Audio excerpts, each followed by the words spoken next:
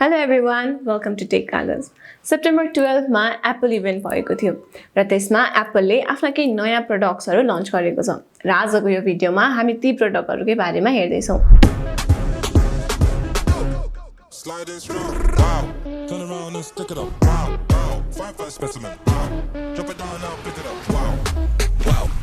एप्पलले iPhone 15 series भित्र चारवटा भेरिएन्ट्सलाई इन्ट्रोड्युस गरेको छ।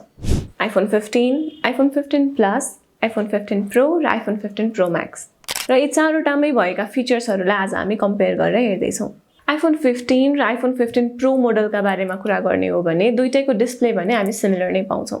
दुईटैमा सुपर रेटिना XDR डिस्प्ले रहेको छ।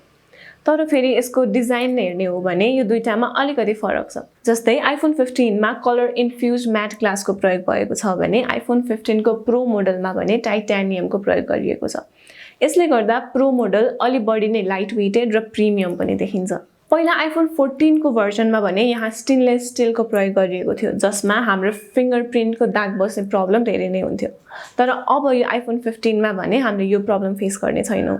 पहिला iPhone 14 Pro मोडलमा हामीले जुन डायनामिक आइल्यान्ड पाउँथ्यौं त्यो नै अहिले हामीले iPhone 15 मा पनि देख्न सक्छौं। यसले गर्दा हामीले नोटिफिकेसन पाउन र टगल गर्नलाई एकदमै सजिलो हुनेछ। iPhone 15 मा हामी A16 बायोनिक चिपसेट देख्न सक्छौं भने Pro मोडलमा पनि A17 Pro चिपसेटको प्रयोग गरिएको छ। यसले गर्दा Pro मोडलमा 10% फास्टर र 20% बेटर परफर्मेन्स पाउन सकिन्छ। यसले हाम्रो ग्राफिक्स र गेमिङको एक्सपीरियन्सलाई पनि एकदमै राम्रो बनाइदिनेवाला छ। त्यसैगरी iPhone 15 को Pro मोडलमा हामीले हार्डवेयर रे ट्रेसिङ पाउँछौं जुन पहिलाको सफ्टवेयर रे ट्रेसिङको मोडलमा 2 टाइम्स मोर एफिसिएन्ट छ।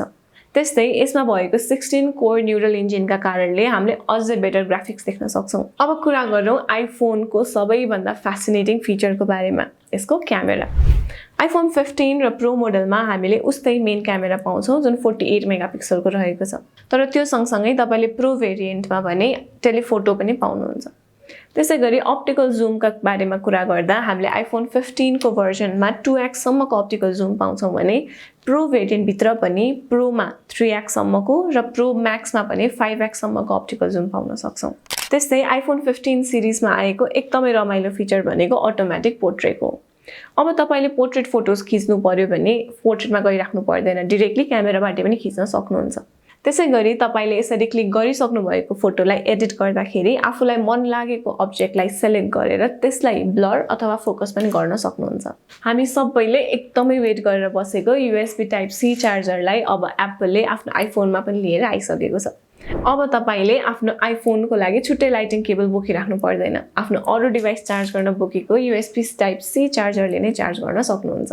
iPhone 15 भेरिएन्टले USB 2 सपोर्ट गर्छ भने यसको Pro मोडलले भने USB 3 सपोर्ट गर्छ जसले गर्दा 20 टाइम्स फास्टर डेटा ट्रान्सफर हुन सक्छ। हामीले iPhone 15 को सिरिजमा उस्तै नै ब्याट्री ब्याकअप पाउँछौं तर Pro मोडलमा भने अलिकति एफिसिएन्ट नै रहेको छ। पहिलाको iPhone सिरिजमा रहेको म्युट अनम्युट बटनलाई अहिले iPhone 15 को Pro मोडलमा भने चेन्ज गरेर एक्सन बटन बनाइएको छ जसमा तपाईले आफुलाई चाहे जसरी नै कस्टमाइज गर्न सक्नुहुन्छ। जसबाट तपाईले भोइस रेकर्डिङ, क्यामेराका साथसाथै आफुलाई चाहेको एपलाई पनि सर्टकटका रूपमा सेट गर्न सक्नुहुन्छ र त्यही एक्सन बटनबाट नै प्रयोग गर्न सक्नुहुन्छ। अब हाम्रो मेन क्वेशन आउँछ iPhone 14 बाट 15 मा अपग्रेड हुने कि नहुने। यदि तपाई iPhone 14 युजर हुनुहुन्छ भने iPhone 15 प्रयोग गर्दा तपाईले त्यस्तो धेरै डिफरेन्स त पाउनुहुन्न। यसमा भएको मेजर डिफरेन्स भनेको नै USB टाइप C चार्जर हो।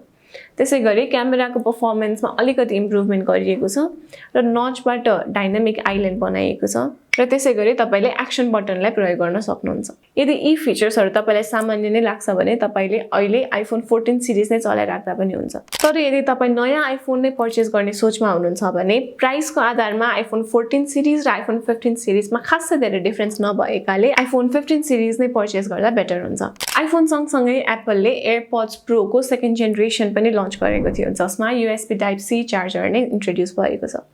त्यो सँगसँगै तपाईले यसमा एडाप्टिभ अडियो पनि पाउन सक्नुहुन्छ। त्यसैगरी यो पाली एप्पलले एप्पल वाचमा पनि दुईटा भेरिएन्ट्स लन्च गरेको छ, एप्पल वाच सिरिज 9 र एप्पल वाच अल्ट्रा 2।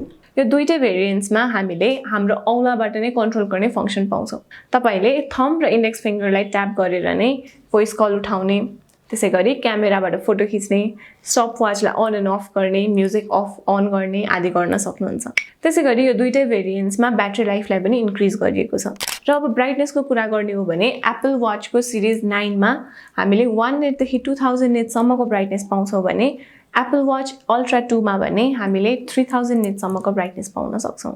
यसरी सेप्टेम्बर 12 मा भएको ओभरअल एप्पल इभेन्ट हेर्ने हो भने हामीले एप्पलले लन्च गरेका आइफोन, एप्पल वाच जस्ता सिरिजमा फिजिकल लेआउटमा त्यस्तो धेरै चेन्जेस नपाए पनि फिचर्समा पनि इम्प्रुभमेन्ट्स पाउन सक्छौँ। त्यसै गरी एप्पलले 2030 सम्ममा जुन कार्बन न्युट्रल गर्ने भन्ने एउटा लक्ष्य लिएको थियो त्यसलाई पूरा गर्नका लागि पनि फोन केस, वाच ब्यान्ड आदिमा रिसाइकल प्रोडक्ट्सहरूको प्रयोग गरेको छ। एप्पलले अहिले लन्च गरेको आइफोन र वाच सिरिजमा तपाईलाई कुन मन पर्यो कमेन्टमा लेख्नु होला र टेक कागज हेर्दै गर्नुहोस्। धन्यवाद।